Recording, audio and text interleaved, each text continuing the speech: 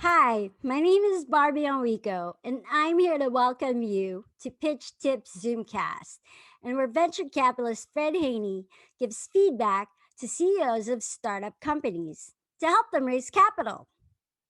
Fred is an experienced venture capital fund manager, angel investor, entrepreneur, founder Monday Club, and author of The Fundable Startup, one of the best selling books about startup companies getting funded.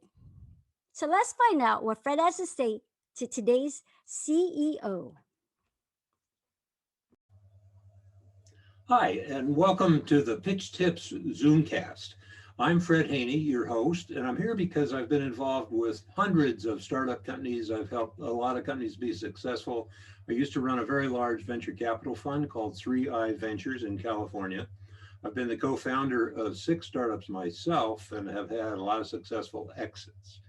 And our purpose in this program is to give you a chance to be a fly on the wall in a conversation between a venture capitalist, that would be me, and our guest today, who is Staci Dao, the CEO of Tammira. And we're going to see if we can help Stacy improve her pitch deck a little bit, and hopefully you can learn a little bit from the process.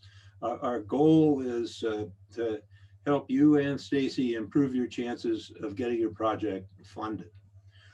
So Stacy, why don't you take a second and give us or a minute or two, and give us the short version of your elevator speech and tell us a little about your personal background and how you got involved with this project. Thank you so much, Fred. I'm happy to be here today. Tammira is a two-way video platform for beauty and wellness professionals who can monetize and offer personalized advice to wellness and beauty consumers who are seeking for individualized content and to help them with more effective results in a way that's convenient and very fun and engaging at the same time. So that's in a nutshell what we do and what type of platform that we're building for the community. And tell us a little about your background. How did it make sense for you to get involved in this project? Where did the idea come from? How did you get involved? Thank you for asking that. It's been about 10 years that I've had this thought in the making and the idea of wanting to provide a much more better tool for people who are looking for more uh, makeup or wellness or even just in general, just advice that's more catered to what I feel is the best, should be the best effective methods for myself. And when I was watching YouTube back in the day when beauty tutorials were really huge, and they still are, but they were starting to get really huge, I saw there's a lot of massive video content that was catered to a very small group of people and not a lot for at the time Asian consumers and viewers such as myself. And so I thought there's got to be another way that could be much more inclusive, but as well as an opportunity for people to feel like they can find results that are more effective. And fast forward when I went to USC and enrolled in the Marshall School of Business, and I just enrolled into a competition and a few school competitions with an idea, no team yet, no product. And I just felt like, wow, I was getting closer to the idea of, I think that this is an opportunity that I could use and leverage the school resources and network and basically build the platform on at school. And so here I am today. I started in 2019 and here we are, uh, 2021, and we're already in the Apple App Store. So super excited that it's come to this far. Good. I know that program at the Marshall School. I've been an advisor to the Greif Center, the entrepreneur program, since 1984. And I've had probably 20 interns out of the MBA program there that have been really helpful to me. So I know you got some good, solid entrepreneurial grounding out of that program. So before we start your presentation, I want to explain a little bit about how venture capitalists think about a pitch like this. One of the things I learned in my very first days as a venture capitalist is that it's easy to get really excited about every project you see. As a venture capitalist, you see dozens and dozens every week of exciting projects, really good ideas, and you can get excited about them and do a lot of due diligence and get all wound up and get to know the people and totally waste your time. from a from a time management point of view, you can't afford to do that. So the way the VCs manage their time is they say, look, I'm going to say no to most of the projects I see. And if I'm going to say no, I want to say no fast. So I'm going to try and focus in very quickly on what I think might be showstopper kind of issues here, what might be really tough issues to get over. I'll identify 5, 10, whatever it is, and then we'll try and work through them. We'll either work through them and get comfortable that they're not really a problem, or we'll find a way to manage our way around it. Or if there's too many of them, we'll decide this isn't a project for us to work on. So that's a little bit the mentality you'll get to me. It comes across in some ways as a negative thing, and it is, I guess. But from your point of view, part of what we're trying to do is help you improve the way you communicate your project and identify those kind of risks and maybe find ways to work around it. So with that, let's have Stacy start her presentation. Why don't you do your screen share, Stacy, and get it going. Great. Can you see my screen right now? Yep. Great. So most of my teammates are students still. We are a bootstrapped startup, so we try to be very resourceful, and I guess they call it scrappy. You do the best with what you have, and I think we attract a lot of students to join the and work as a team because they get the experience working for a student startup, but also we get a lot of talent that way. And so a couple of these students that are kind of rotating, they've been working with us during their graduates or are getting an MS degree in whether it's USC or other universities. And so what we're doing now is kind of like, now that we've got a really pretty solid platform and a product, that we're really focused on scaling our product. Sorry. So here we are. There's a problem that we acknowledge in the marketplace for wellness and beauty professionals. With professionals, they're having a hard time with getting consistent revenue streams, and also they have to go through social media or networking and hustling just to get in front of the right clientele, and they really rely on word of mouth to get income. And then for the problem for the beauty and wellness consumers is there's a lot of generic content out there, and they're having a hard time just really shifting through everything and trying to just sifting through everything, just trying to find out like what would be most relevant for them. And they'd have to go through many different platforms just to even consider buying a product or finding someone that they would be able to trust. So there's also beauty professional executives that I spoke to in the industry, and they said that they've never heard of something what we're trying to do at Tammira. And so we're really excited that we are that we have acknowledged a problem and we have a solution for it. Today, the problem solved is through Zoom, for instance. A lot of, because of the COVID-19, a lot of professionals have decided to go online. And so that changed consumer behavior pretty quickly, with everybody being online nowadays to do business. And the issue is, we call it clunky because a lot of professionals have to go through several platforms in order to just to get a customer connected online to do business and to have them like do a session for them in some way, shape, or form. So this is where we see that we could be a solution to this issue, just in general, with the fees and all the various vendors that business professionals have to use.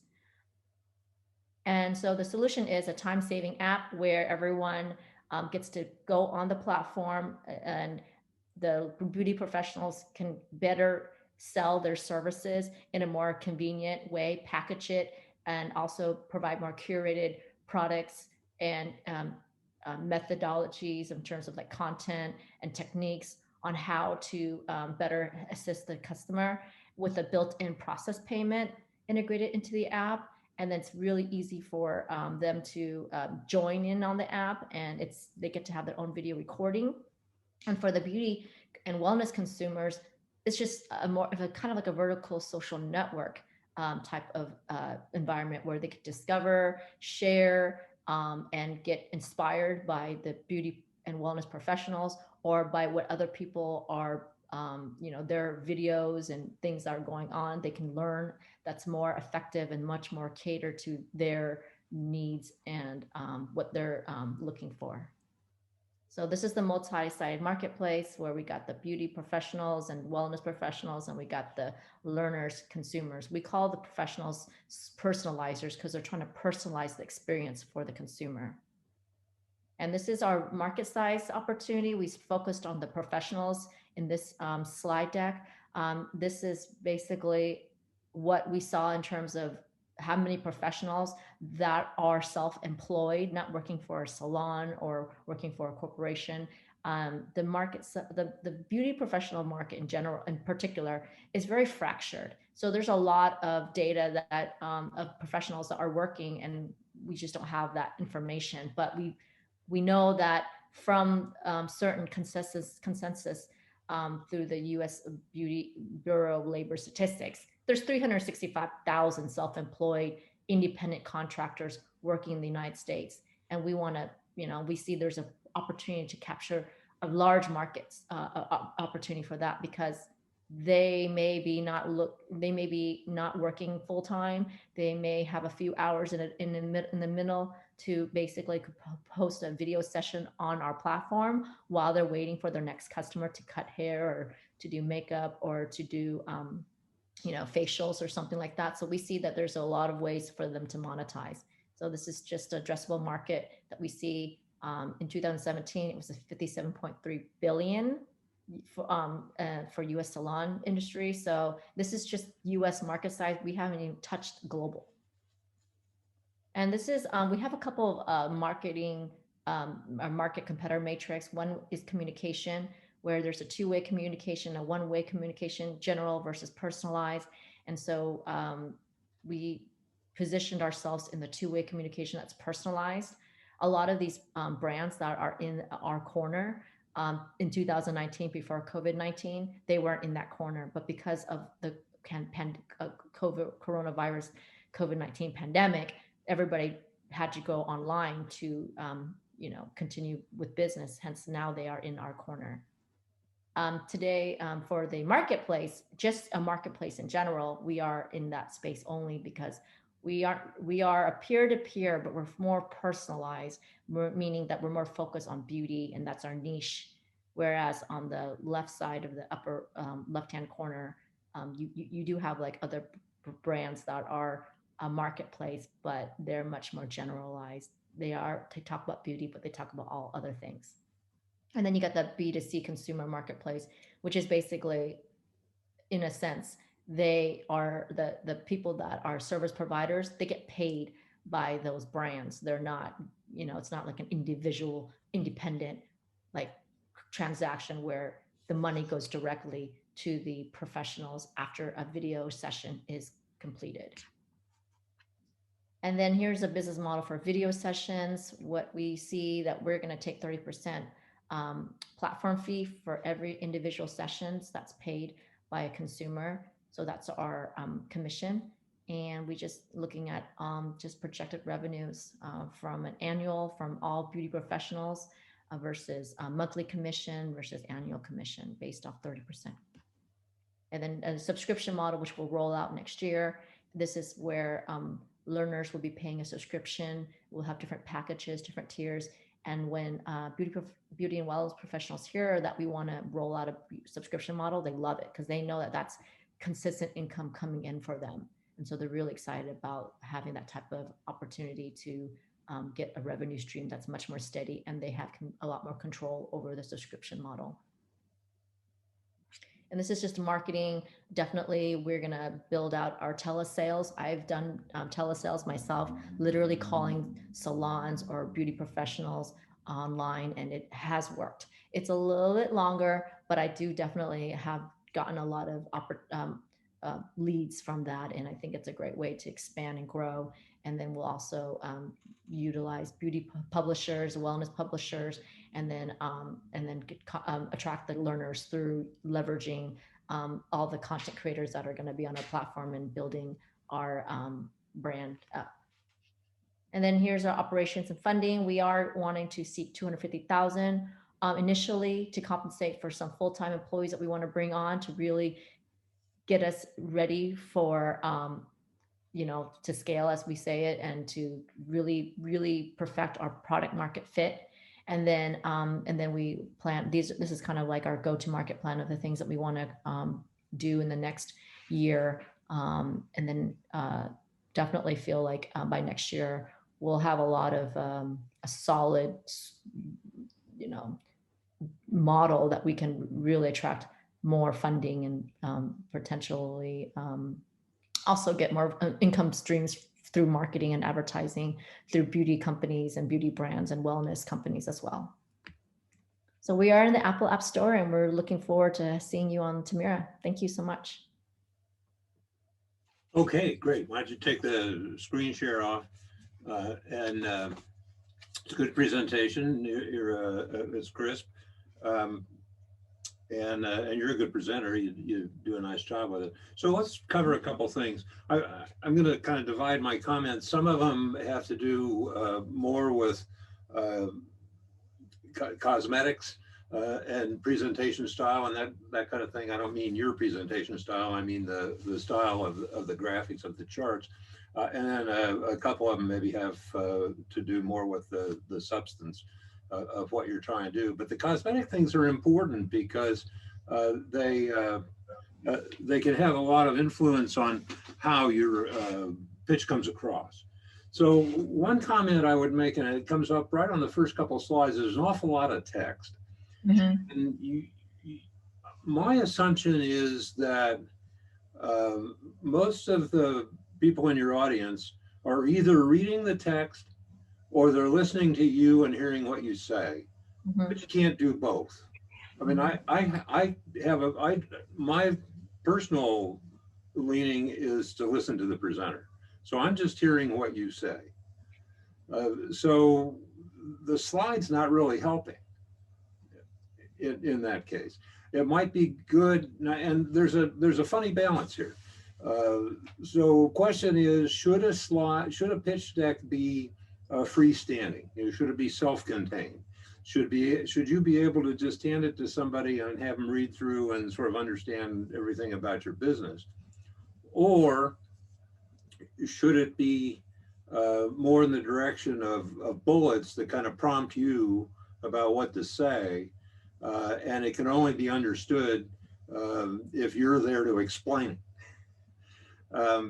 And neither is quite right. I mean, you have to achieve a balance, because a lot of entrepreneurs assume that they're going to be there to explain their pitch deck. Now, you're not doing it that way. Your first couple slides anyway are pretty self-contained. I mean, I don't need you to explain it. You kind of interrupt my reading. But there are reasons. You don't want to write a whole business plan. A pitch deck shouldn't be a whole textual 35-page business plan that explains all the details. On the other hand, you may not always be there to explain it. So you need some kind of balance, because what happens is you send your pitch deck to somebody in email, you send it to an investor, and they're going to read through it. And they need to be able to understand the content, understand the message without having you there to explain it. On the other hand, when you're standing in front of an audience and giving the presentation, if there's too much text on the slide, it becomes a distraction. So I would say a number of your slides are sort of in that category. I would bulletize them a little bit, find ways to turn some of those into bullets. I think would be more effective. Okay, I completely agree, and I struggle with that because I want to make it simple, but you're right, there is an art to and balance to how much simplicity to the point where nobody still knows what you're doing versus too much where you're distracting the audience because they're not looking at you, they're looking at the copy.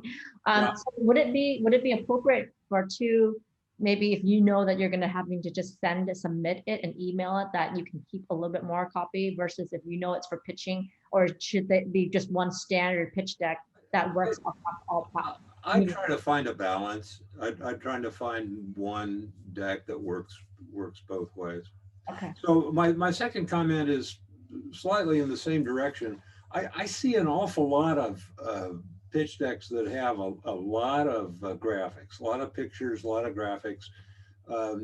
And sometimes a picture is worth 1,000 words. If it really describes what's happening, it kind of jumps off the page. That's great. That's what pictures are for. But an awful lot of the time, my reaction is that a word is worth 1,000 pictures. I mean, if the pictures in one of your slides, let's see, one of them has a whole bunch of pictures, and I'm not going to remember exactly which one it is. But why don't you pull it up? Let's go back and take a look. Why don't you go back to your screen share? It may be just, it's early on. It may be number 2 or 3.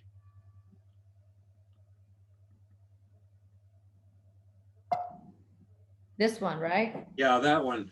So those pictures aren't helping me. I mean, I wanted people to see that there's virtual, sessions already by many.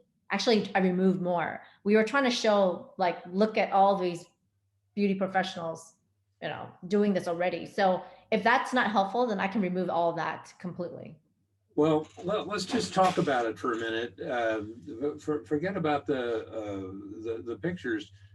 Tell me the 2 or 3 takeaways from this slide. What are you trying to communicate? You just said it. There's a lot of people already doing it. But they're doing it. But how's the problem solved today? Honestly, the word honestly, to bring you back a little bit. When I pitched this to a few people in 2019, this was unheard of. People said, why would they want to go virtual? That's an interesting concept. Before COVID-19, it was actually unheard of to do. All of a sudden with COVID-19, everybody's online. This is a new trend and a new way of, for some people, a new way of business. So I think I wanted to showcase how it was almost, I mean, some people said, oh, I've been doing it forever, but that's like 1 out of 30 people you might run into that said that they did Zoom before. Very few. And now everyone's doing it. And so I wanted to kind of showcase that people are trying to adapt to the new world. And this is kind of showing them that there's a lot of people trying to rush in to do it, but it's still not solving the problem in a way that's convenient for the consumers today. Oh, and yeah, say more about what you mean by clunky. Clunky meaning that a lot of professionals, they have to go online to advertise about themselves. They got to communicate to whoever that they're able to like whoever reaches out to them, potential customer. They have to communicate through FaceTime. Through Gmail, Facebook, or Instagram. Then they have to schedule an appointment with these potential customers to basically schedule an appointment with them through Calendly or Equity scheduling or some kind of, or even through just Outlook, depending on what kind of tools they have. Then they got to make payment, whether it's through Venmo, which is more of a peer-to-peer payment method, or PayPal, which takes a commission. And then they have to pay for the Zoom, because Zoom's only offers you right now 40 minutes free in a normal day. And then the rest, if your session goes beyond 40 minutes, then you got to either log out and log back in to utilize the free freemium tool, or you have to, So if I'm using words to describe this instead of the pictures, I think there are 2 important messages, I think. One is, because of COVID, a lot of people got into the online version of this. Mm-hmm. 50, 100, thousands, big number. Mm-hmm. That's point 1. And then point 2 is, because they've kind of cobbled it together piecemeal, it really doesn't work very well. It's a complicated process, and bullet one, bullet two, bullet three, bullet four. Here are all the steps that are involved. Um, and I don't know if it's this slide or another slide you're going to say, but we have a fully integrated, well-designed, easy to interface approach to solving the problem. Mm-hmm. See, I think that's better communication. I think you could send the message better by saying it. Because I don't get that message. I honestly did not get that message from this slide. Oh, okay. So you're saying I can just remove all the logos, remove all the images, and just write one and Just two? tell me what you want me to know. just, Okay. just verbalize it. I mean, if there's some kind of a little graphic that helps, that's fine. But I think the words can provide much more effective communication. Okay, thank you. Um,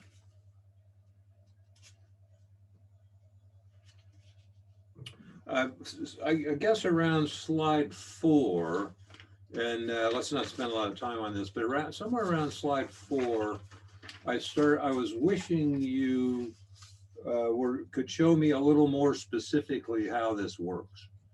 Slide 4. I don't know. This is slide. Okay, this one you mean? Yes. So is that a screenshot? The one on the left? Yeah, it's a screen. It's graphically designed. Those are not real customers. Those are stock images. But that's how it would look like if someone was.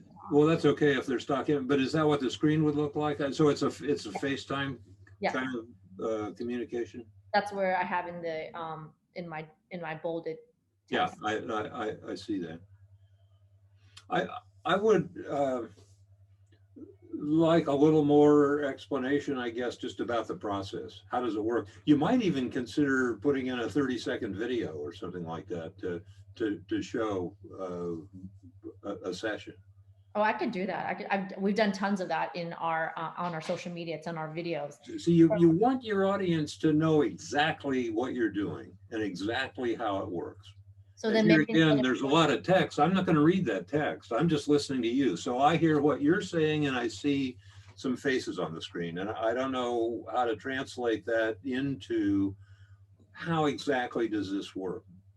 Okay, so would it be like existing solution, because that's what you want to know, YouTube, and the picture of a woman actually doing it on a woman, like, in person.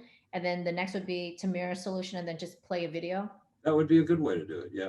Okay, thank you. Yeah, I think that helps.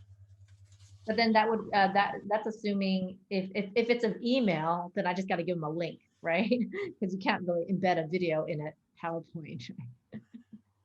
Actually, you might be able to. Oh, really? I'm not sure about the technology there. But yes. Yeah, that sounds great.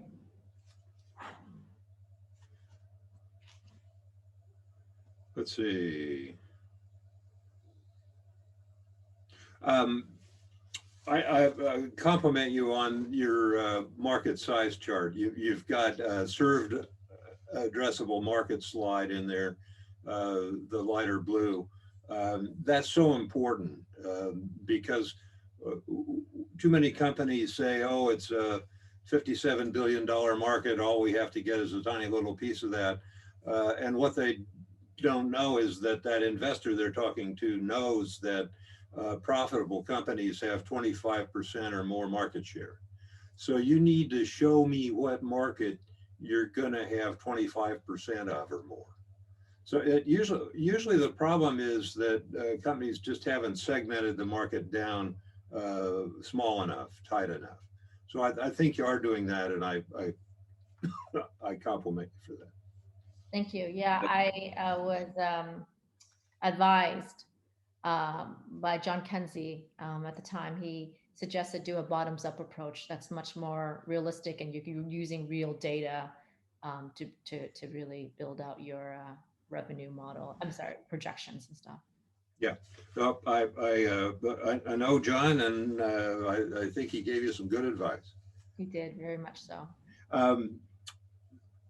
Let's see, another compliment. I like what you did with the competitive slides. You turned it into two competitive. That's great. One thing I would do, um, you, you need to understand, it's important to understand what question is being asked by an investor. It's not just how do your features and functions compare, or how are you in two dimensions. The real question is, well, what's the competitive dynamic in this look like here? What's this industry look like? What's the basis for competition? Are you competing on price? Are you competing on quality of service? Is it response time? You specified some criteria, but they want to get inside that in some detail and understand why you're going to be able to establish a sustainable competitive position. So I think you want to take that upper right-hand quadrant and pick it apart a little bit.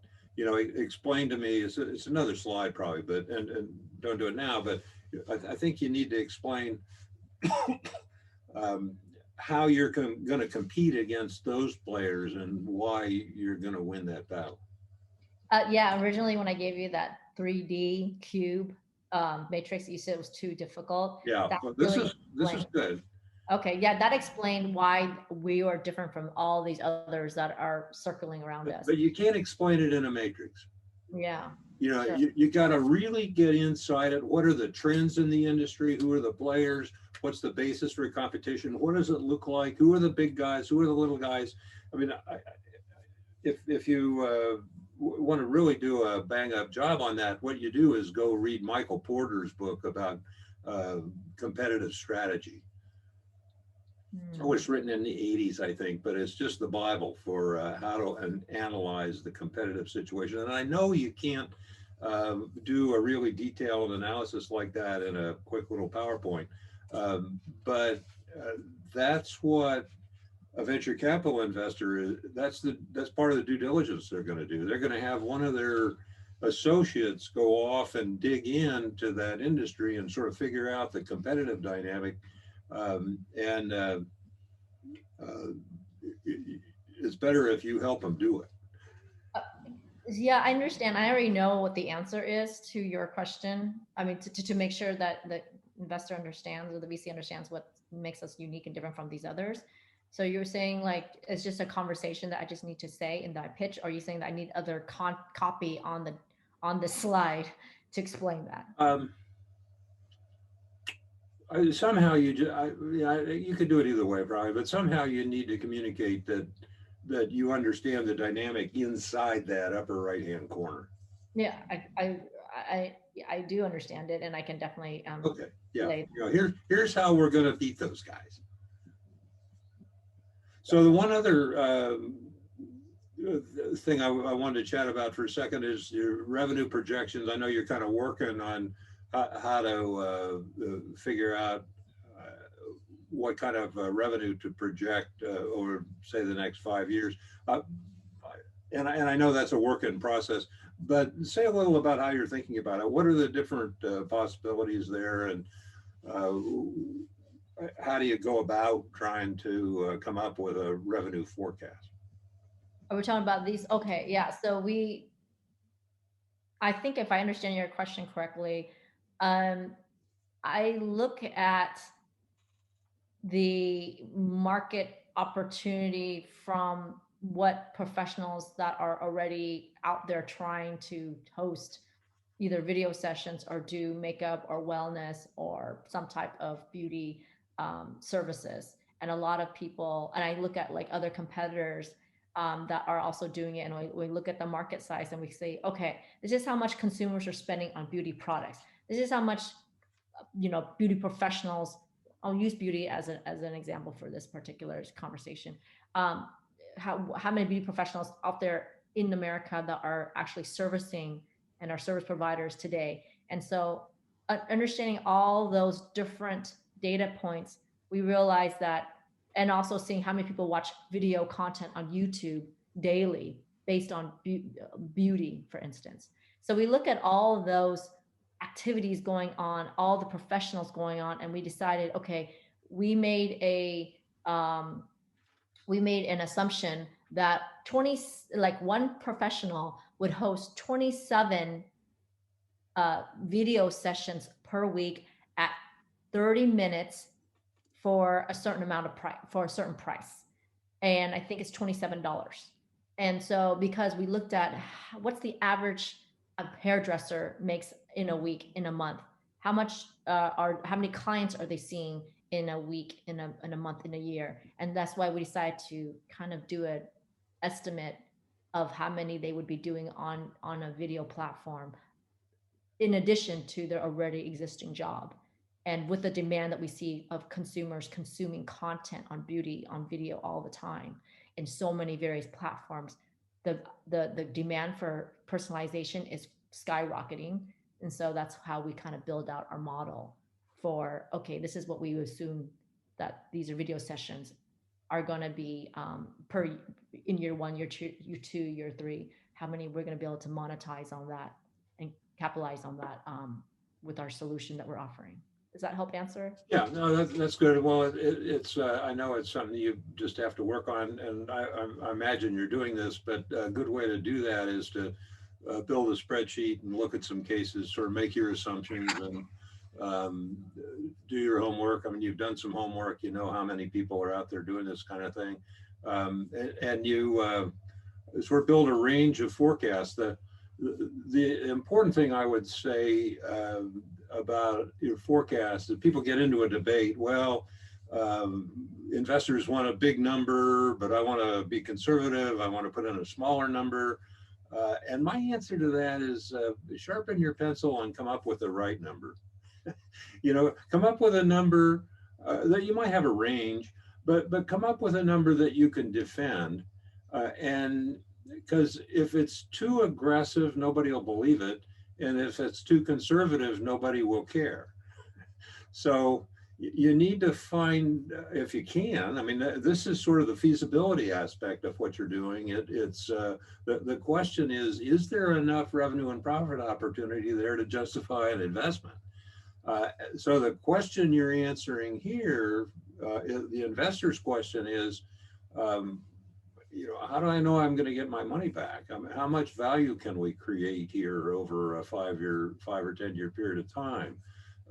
And convince me that there's going to be enough revenue and profit to yield a nice return on my investment. Yeah, absolutely. I agree. That's what they're in the business for. You understand that, and I know it's in process. Stacy, that's a good time to wrap up. I think we've covered some good ground. If you're in the audience watching, this is a Pitch Tips Zoomcast. I'm your host, Fred Haney. Please come back and watch again. And if you haven't already subscribed to our YouTube channel, please do so. There's a lot of ongoing content. Stacy, you could take the screen share off. We're constantly adding content through the Pitch Tips Zoomcast program, and also the monthly Monday Club presentations and some other videos we're doing partly about my book, The Fundable Startup. If you haven't checked that out, please do. Stacy, thank you so much for being our guest and sharing your business opportunity, and the best of luck to you as you go forward with it. Thank you so much for the opportunity, for your time today. Really happy to be here. Thank you so much. Okay, thank you.